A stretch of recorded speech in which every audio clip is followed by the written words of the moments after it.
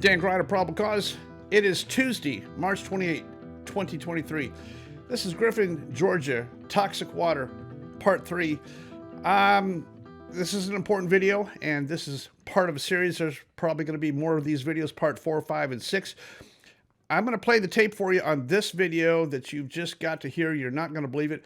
It's coming up here in just a minute. I've got the audio recording that you're not going to believe. This has to do with the DC-3 in Griffin, Georgia, and the city of Griffin's toxic, corrupt government. Their attempts to get rid of me, their attempts to get rid of my dog flight, their anti-dog mentality in Griffin, Georgia. This is a city equally as corrupt as Bryan, Texas, and the things that we uncovered in Bryan, Texas. And this is going to come to news. This whole thing is going to be a big deal because they've made it a big deal, and it's going to happen. So let's get on with the dog flight. I want to give you a quick recap of the first dog flight that we just completed. We took the DC-3. We flew it over to Muscle Shoals, Alabama. We spent the night, got the animals ready, and here's some pictures and video as we go along here. A fantastic organization. These are all volunteers. These dogs are not for sale. These are rescue dogs that would otherwise be killed if they couldn't get them out of a specific area. So in this case, they had like 75 dogs that could no longer be housed and kept in this area of Alabama. There was a place in Minnesota that could accept them. So the partnership between HAZRA, which is the organization in Alabama, and the organization in Minnesota, Minneapolis, Minnesota, called Warrior Dog. Warrior Dog accepted the 75 dogs up there off the flight. The problem was getting them up there. So we used the DC-3, but the good thing with the DC-3 is not just the ability to lift that many dogs. Remember on the DC-3, it can carry a tremendous amount of weight, but it can also carry a specific amount of cubic volume. So the DC-3, we're not really weight limited, we're only cube limited. So putting 75 dogs on this airplane was easy. We could probably carry 100, 125 if we needed to. If I took all the seats out, I could probably get 125 dogs in there. We'll always cube out before we weight out on the DC-3, which is really good. That means we can stop in someplace, pick up a tremendous load, get them out of there quickly. Now, the problem with this particular flight was the weather, and I'm going to show you the flight path that we had on this thing. I am a mission guy, and I wanted to get this mission completed and accomplished. On the way up to Minneapolis, we encountered a stubborn line of weather that should have been VFR underneath it, and it was not. When we got there, it was actually freezing snow, snow pellets, snow showers that went all the way to the ground. The DC-3 is not a known icing airplane anymore. I can fly IFR, but I can't do IFR on the ice, and I've followed my own rules here. I had IMC and ice at the same time. If I had flown into that weather IMC, I would have iced it up. I could not do it. I had to make the hard decision. I did a 180. Here's my ground track. I did a 180. Now I know that I got to stop, take on fuel, because I know when I take off again from Cedar Rapids, I got to go way west and go around this stuff. A huge delay, a big disappointment. We ended up making it to our destination, but several hours late. The dogs were fine. Everything's good. A very tough decision to make in flight, but I could not do it. I hope you'll make the same kind of decision. Stop, use your credit card, turn around, go back to someplace safe, take on fuel, and rethink, which is what we did. And I am very sorry that we could not accomplish this first leg nonstop as we had originally planned, but it is what it is, and I'm not making a video about how I died in my DC-3, and the dogs did make it, and everything did end up really cool. I want to say a special thanks to the airport manager in Muscle Shoals, Alabama, who's the former airport director at Griffin, Georgia. His name is Barry Griffin. Barry did a fantastic job. Here's a picture of me with Barry with a couple people.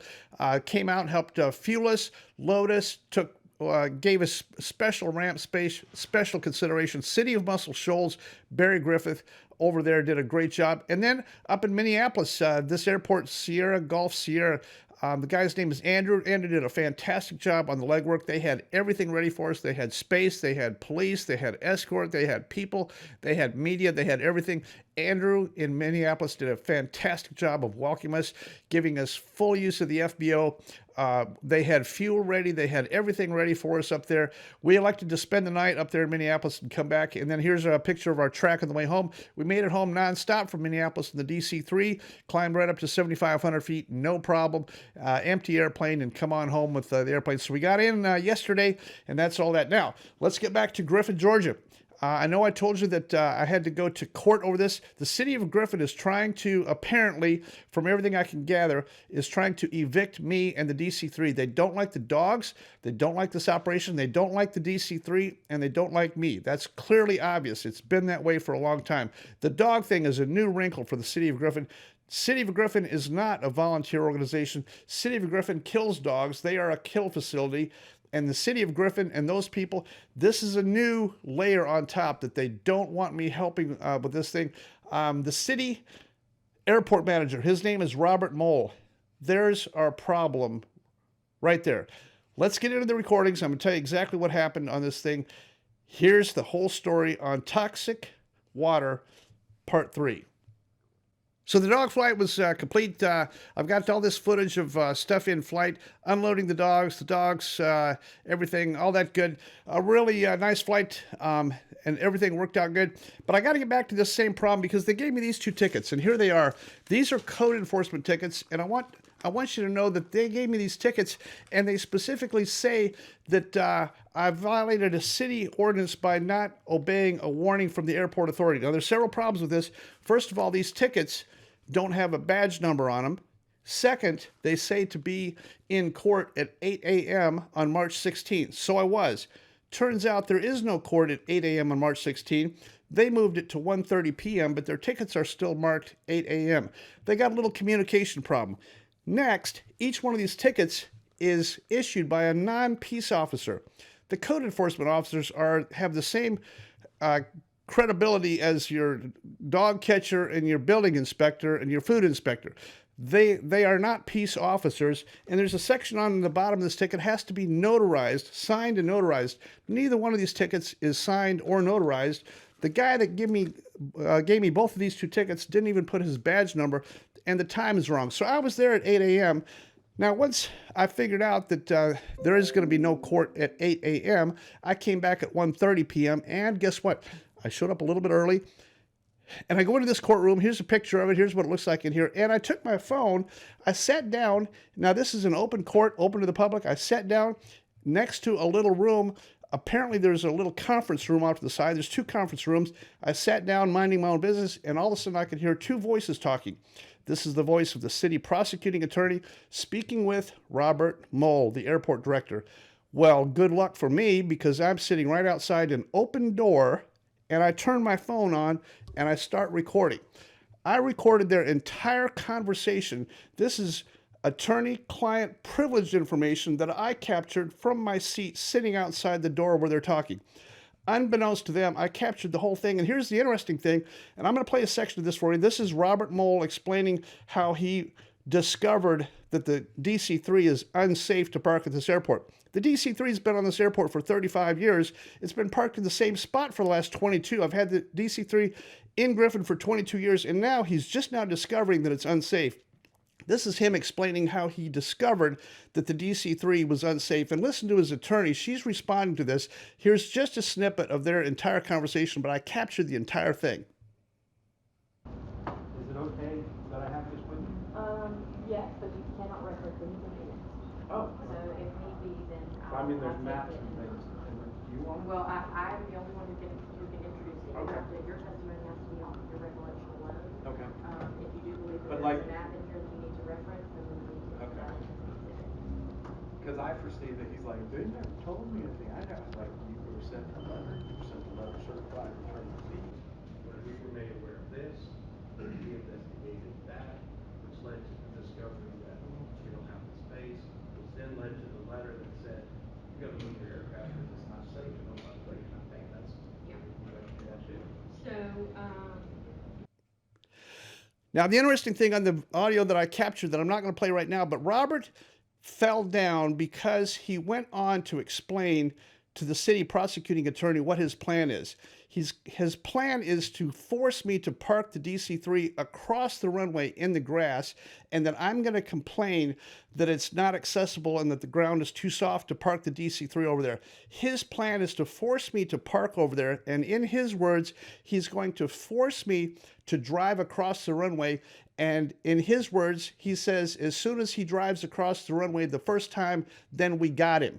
So this is a pre-planned, conceived plan to give me further violations for the process of driving across the runway. Now, the city airport manager, Robert Mohl, I'd like for you to send him an email if you can. Robert Mohl, Griffin airport director.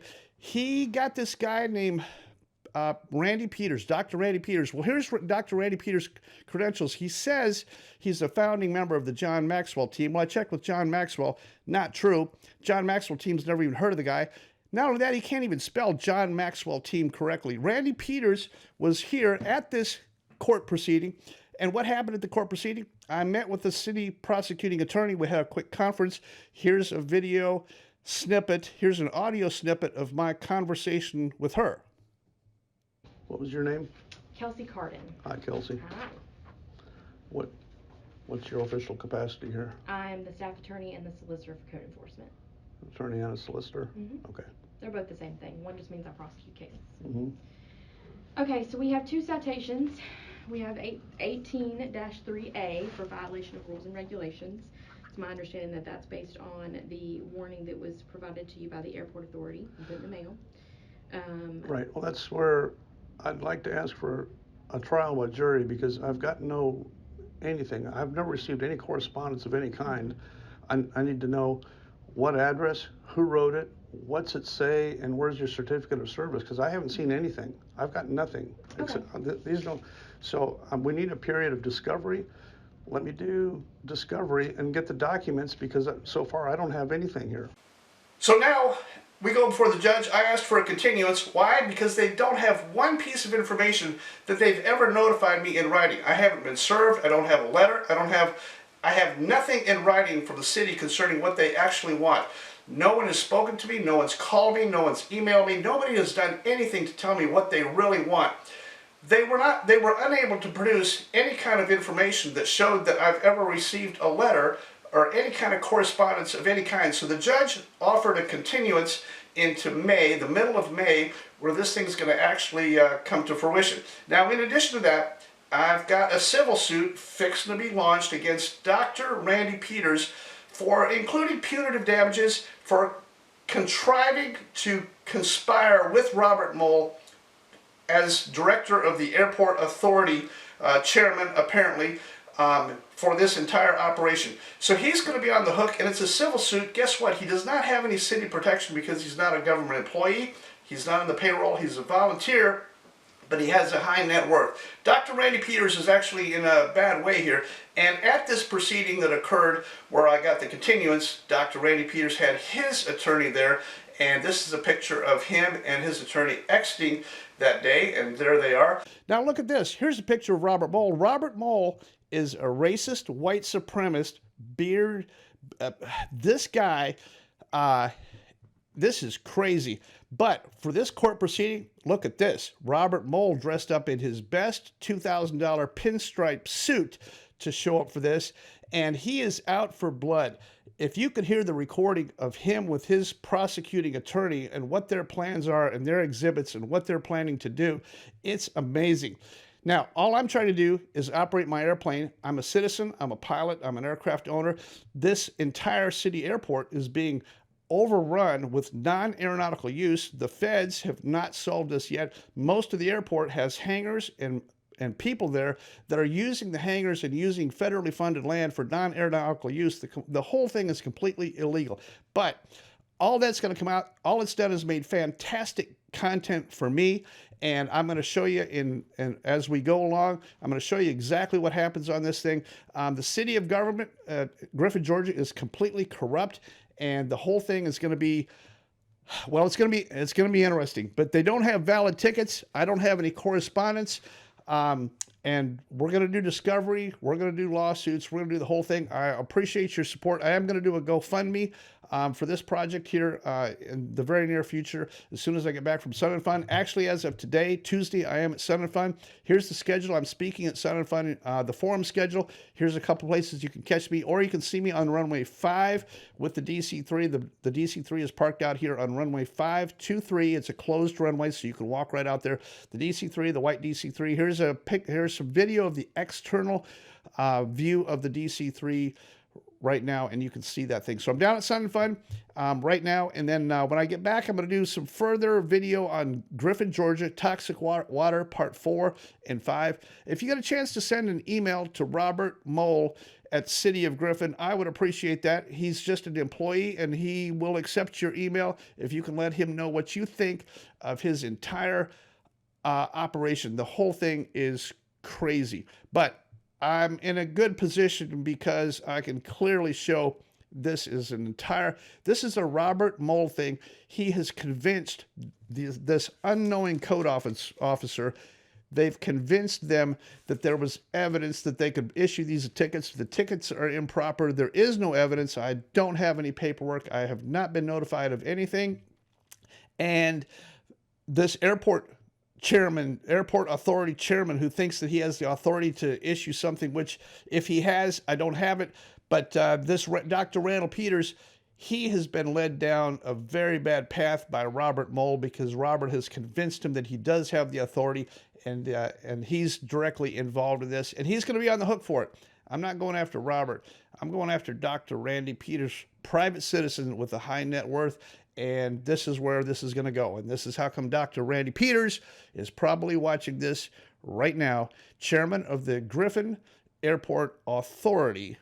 And that's where this is going. So I got to get out of here. Let's get this video up and on the air. If you have a chance to help me, I landed in Minneapolis. 3 guys walked out and approached me, and they each handed me a $1 bill. They said, "Here's $1 for your flight," and I appreciate that. The number of people who can give me $1 or $2 for these videos and this content and this effort, I've got several methods. Here's my website, www.AirborneAnimalRescue.org. I'm not a nonprofit, but you can donate. Give me a small amount if you can afford to. And I've got 4 methods of doing that. All of them are very safe. Electronic Zelle. Here's your information for Zelle, PayPal, Venmo, and CashAPP. Any one of the 4 goes directly to me, and there is no fees, there's no percentage, there's no cut out of that. So if you give me $1, I'll actually get $1. It's very safe and it works very good. I appreciate that a lot. I just prior to this flight, this dog flight completely wiped out my slush fund for gas. This was a very expensive flight with the divert and the long flight and the number of hours in this airplane. This is the ADS-B beacon for the DC-3. Wouldn't you know it, just before this flight, this thing failed. I don't know why, but I had to buy a new one of these. So, and they're very expensive. This is what causes the ADS-B on the DC-3 to work. I got a new one, put it on there, but the entire thing was extremely expensive. I had to buy new Gill batteries for the DC-3 prior to this flight. They're $2,500 a piece. So I'm pretty deeply invested into this thing. If you could help on this thing, the Airborne Animal Rescue is going to happen. I'm going to keep on doing these things. I got to replenish my gas fund now, so the next flight to the next 30 days can also happen, and I think that'll happen. Y'all have been very kind and very good about donating a very small amount. If enough people give me just a little bit of money, I can replenish my gas fund for the DC-3, my operating fund. The DC-3 is crazy money to run that thing, and I'm going to keep on doing it as long as I can. I'm doing it all with your support. The DC-3 does make money on flight training and all those other kind of things. It helps keep it in the air with that. But the Airborne Animal Rescue is purely operating off of donation for these dogs and getting these dogs out of these areas in time before they're killed. I hope to see you at Sun and Fun, and watch for part 4, 5, and 6 of this thing. And the whole story is crazy. Griffin, Georgia is a toxic place. It's where I live, and it's what I have to do. And I'm going to stand up, and I'm going to fight these people, and I'm going to publish the entire thing. I'm going to publish pictures, documents. I'm going to show the whole thing. I'm going to show who these people were. I'm going to show whoever the code enforcement people is, whoever Dr. Randy Peters is, whoever the judge is. I'm going to show, it's all news information. It's all public information. I'm just going to show you the story play by play as it occurs. Whatever happens, happens. And I'm happy to do that. And I appreciate very much your support. I could sure use it right now because I'm under the gun on this thing. And this is going to be a huge, huge deal. Got to get out of here for my tiny little itty bitty fledgling YouTube channel, DanGryder. Probable cause. Love to have my fun. I'm a high night flyer.